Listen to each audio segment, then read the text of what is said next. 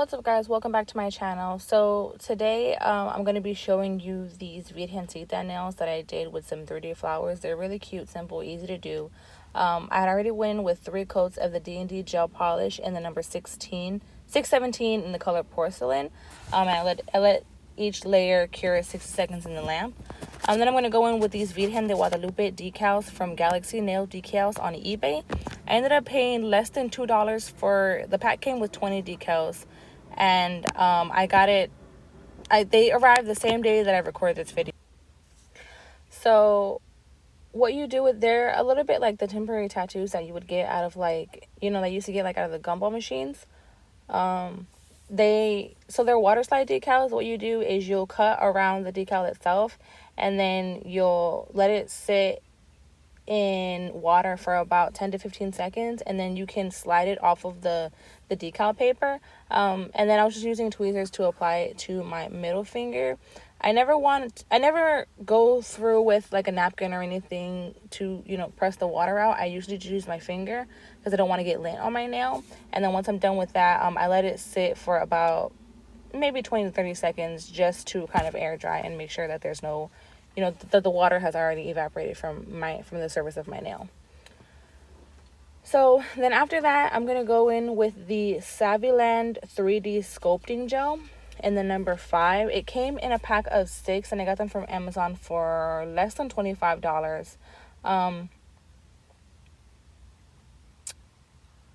This is the darkest pink that they have. It also came with a lighter pink, a white, a black, a green, and a red, I believe. And then it also came with this really cute double-ended silicone pusher. I thought it was really nice. I was really surprised with it. Being that I don't use acrylic, I was concerned about not being able to do 3D gel art, just because when using builder gel, even if it's like a thicker consistency, it's runny. I wasn't sure how I would ever be able to do 3D nail art with gel, but it's really thick. It's kind of like the consistency of like clay, but it doesn't dry out and it doesn't get hard until you let it sit, until you cure it under a lamp. And then you cure each layer for 60 seconds. So what I was doing, I went ahead and I grabbed a bit and I put it in between my fingers to roll it onto a ball, and then I put it on my nail. I went in with an alcohol pad just to wet like my silicone pusher so that the gel wouldn't stick to the pusher. And it's not sticky at all. But I just found that it was easier to kind of manipulate it if I used alcohol. So after I put the ball on my nail, I went ahead and I'm just kind of flattening it out, making it into the shape of a petal. And then these flowers that I'm going to do have 3 petals on each, and then I wanted to go back and put a rhinestone in the middle of each of them. So this first flower is actually in real time, but just because I wanted to show you guys how easy it is to use this.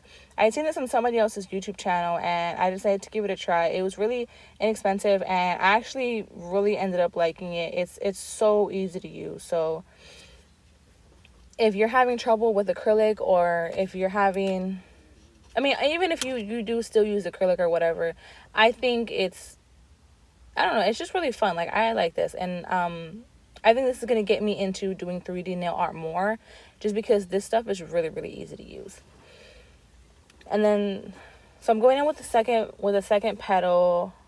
I'm just flattening it out, making sure it's, how I want it to be. And then in between each petal, it says that you're supposed to cure each layer for a full 60 seconds, but I was only curing it for about 10 to 15 seconds, and I didn't find any problem with it. After I completed the entire flower, then I went ahead and did a full 60-second cure. And I didn't find any problems with it. So, but that's just me, not following directions or whatever.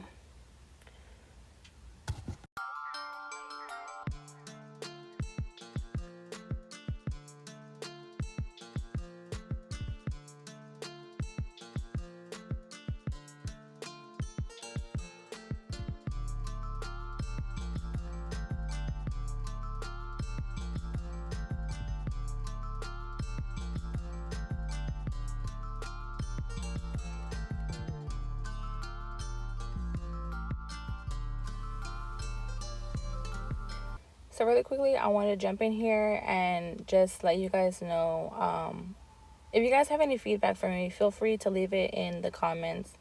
You know, any criticism is good. I don't mind it. We all have to start somewhere. So, I'm going to make mistakes and things aren't going to be as perfect as they could be and will be. But if you guys have any notes or anything you would like to share, feel free to just go ahead and write me a comment. And then I do want to apologize for me talking so fast. And just in general, I do talk really, really fast. So, if you guys are at any point, if you guys feel like if I'm just talking too fast, or, if you guys can't understand me, I would consider adding subtitles to my videos. And, also, of course, I'm just going to try to work on getting better at doing my voiceovers. Just because going back and listening to some of my other videos, I know that some of my words they come out really like if they're like distorted, or you just can't understand what I'm saying, just because I do talk really, really fast. So I do apologize for that. But like I said, if you guys have if it's a problem, or if you guys are noticing that there are things I need to work on, just feel free to leave it in the comments. Any help I can get is help that I'll take.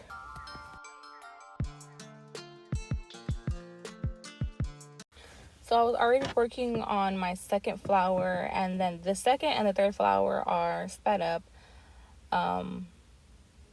In between each flower, I was curing a full 60 seconds.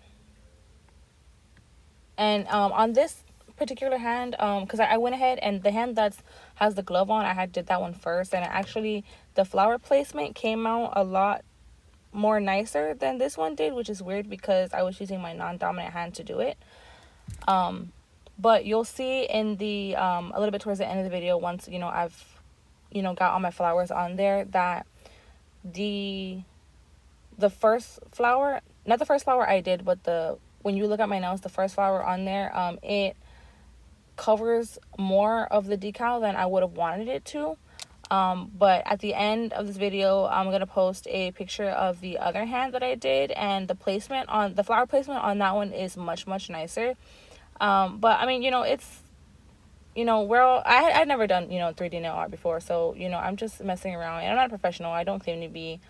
But, I just love doing nails. So, I just wanted to share this with you guys. But yeah, when you watch this and you see this hand, and then you look at the picture at the end, the placement on that one is just, it's so much nicer. It's how I wanted it to look. But this is just me showing you guys how it's done. So it's all good.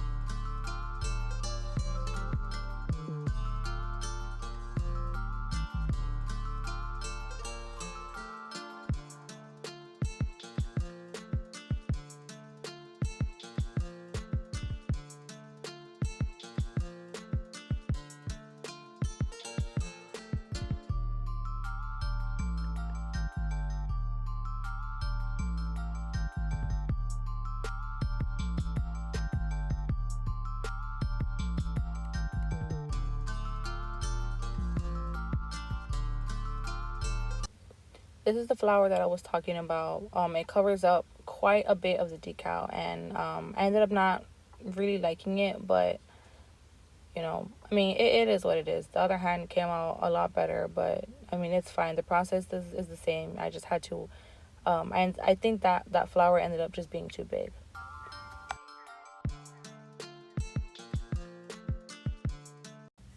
So for the rhinestones that I'm putting in the middle, these are the rhinestones that I used in my last video, and I'm just using the tiniest ones. Like I said, I do not know the size, but they're just really, really tiny. And then I went with my with my wax pencil to put a few to the side so that I could go ahead and put those on. And then I'm just going in with like a small ball of the sculpting gel, and then I was going to place that in the middle of each flower, and then I was going to sink the rhinestone into it. That way I'm making sure that it doesn't that it's not going to fall off or fall out or anything. And I actually like this because when you're putting rhinestones on like nails, just with like gel polish or whatever, you have to be really careful. You have to like really take care and make sure that you're building up the gel polish around the rhinestone so that you know it's going to stay there and it's gonna last.